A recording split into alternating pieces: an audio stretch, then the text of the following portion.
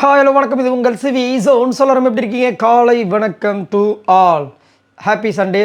So ஜாலியாக enjoy பண்ணுங்கள் weekend. So நேற்று கண்டிப்பாக வந்து பயங்கரமான ஒரு பிளேயத்தை ஏற்படுத்துது நம்ம விஜய் சேதுபதி அவர்களுடைய எபிசோட். ஸோ இன்றைக்கும் எப்படி நடக்க போகுதுன்றதை பொறுத்து பார்க்கலாம்.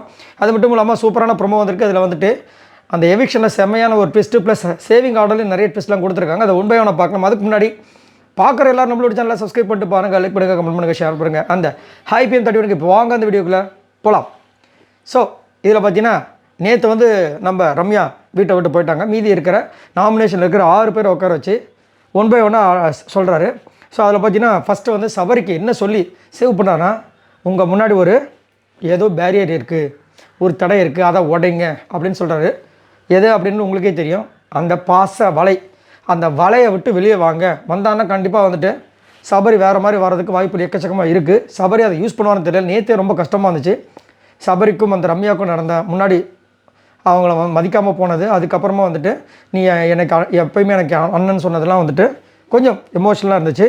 அதுக்கப்புறம் பார்த்தீங்கன்னா சாண்ட்ராக்கு வந்து என்ன சொன்னால், எது நியாயமாக இருக்கோ அது பக்கம் நில்லுங்க, சூசகமாக சொல்லிட்டாப்புல விஜய் போகிறதுன்னு விலகி நில்லுங்க அப்படின்ட்டு.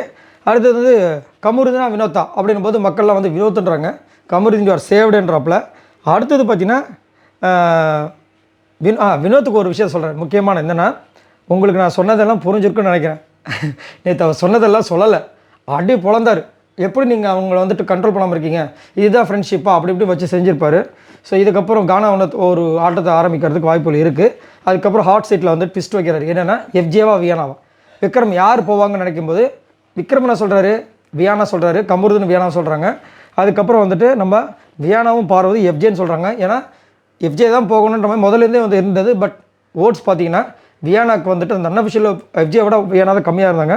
லாஸ்ட்டாக வந்துட்டு கார்டை ஷோ பண்ணுறாரு. அதில் வந்து யார் பேர் இருக்க போகுதுன்னா வியானா பேர் இருக்க போகுது. செம்மையான ஒரு ட்விஸ்ட்டு கொடுத்துருக்காங்க.